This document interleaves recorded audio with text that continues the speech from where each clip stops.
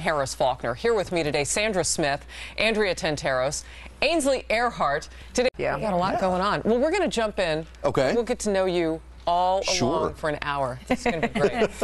Well, an official, bold-face evidence now, I feel, of an in-house tug-of-war between the military experts and the civilian White House that we have. Right. There seems to be such a hesitation. Yeah, I mean, from what I understand, and Greg's reporting, too, earlier, praising him a bit here, because it took the Americans so long to commit anything, we don't want to go in on the ground by ourselves. Oh, I think that's an excuse. I mean, this Lieutenant General James Dubik this morning on Fox Business, he oversaw training of Iraqi forces during the Bush administration. He specifically said that we need a proper air-ground operation going. He said, because until then, we can ramp up airstrikes all you want, but ISIS will adapt and they will maneuver around these airstrikes. And until then, we need to put American boots on the ground. What's the point of these airstrikes if they're not working? If we're there. Real quickly before we move on, because we saw the Dow have so much volatility.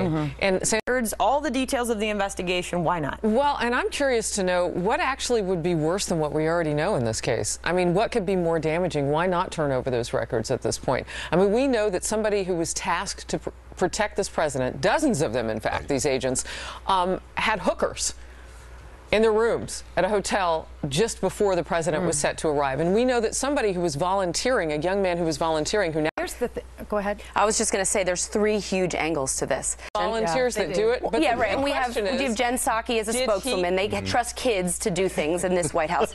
You know, it's like Romper Room or Jungle Gym. Did he also have a hooker in his room? That was the thing. And how many more times has he had it done? And now he's advising on women's issues. He denies it. Please, he should lose his job. What people do in their personal business, honestly, I don't have time to worry about. Leader of the free world. What I think one of the other interesting aspects of this is they're starting to leak now. For 6 years, a lot of people have just put Think about their morale. We talked about this yesterday. Some Secret Service agents get fired and a big donor's kid gets promoted. Wouldn't that affect morale, special treatment? And then, of course, there's the big question about Catherine Brumler, who led the investigation, who's considered the top contender to replace Eric Holder. Was told twice about this kid. Things getting interesting.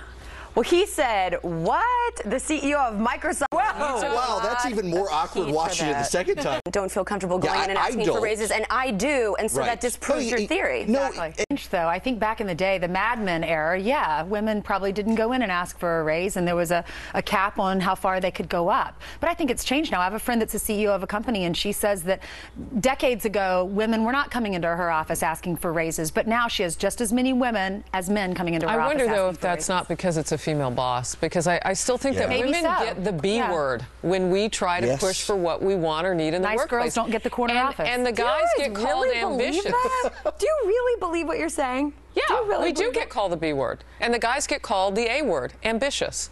I mean, it is what it is. Oh, there's another word. They're wrong about it. Guys get called the D word, and we get called the B word. If I were to try to defend Satya Nadella in any way, he's addressing the gender gap that exists very heavily in technology. It was very karmic what just happened on this house for you, Eric. Yes, there you go.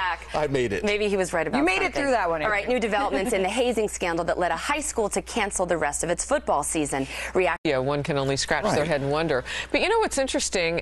In reading about this, it seemed like there was this idea, well, there was no policy in place before to kind of hold us accountable. So we were looking to the commissioner, whomever that might be. It might not even be Roger Goodell, because this is dating years back now, to hold up the credibility.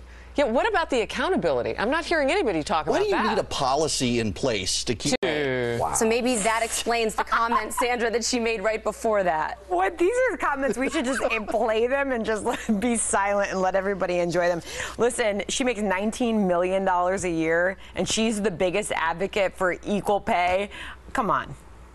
Oh, you're saying not for long, though. It sounds like she's flirting with She has more love, you're saying, for President Obama than Chris Martin of Coldplay. I'm just saying that it just didn't sound classy. You know, I just kudos to the president for consciously uncoupling her money from her. I just think that was well done. She's saying if we could only give him everything he wants. Didn't we already do that, Ainsley? And look how it turned out. This is also the veto power. This is also the multimillionaire private jet flying with multiple nannies woman who says how hard it is to be a mom. It's like being at war, she said. And they clogged traffic in L.A. This was like in the middle of the late afternoon. L.A. traffic's already bad enough on a Thursday night. Apparently, it was really hard to get around, and people were backed up for hours because of this. I'm wondering, would she say the same thing about a Republican president?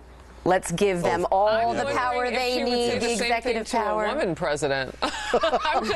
It just sounded, you know, You're like, too handsome. I can't speak. I just can't even concentrate. And he like, said, what I'm is going to start that? taking you to some of my events. I mean, this is like Wow. flirtation. You think Hey. Michelle got jealous? I don't know. I'm just saying it just didn't sound classy. I don't think that I would be teasing her so much if she was ahead and also said that walking the red carpet and facing paparazzi It's was like- like being in a war zone. Being in a war zone, and she has it much harder, I think, than Perspective. stay-at-home Yes. moms. Questioning her perspective. Yes, I don't think bubble. we'll really be looking to Gwyneth Paltrow for any kind of moral guidance or. She is a good actress, Political. I'll say that. I did She like that is. Shakespeare in Love movie. She's great. She's great. We'll let her does stick to lines lines Is she that still? When's the last time she's been in a big movie?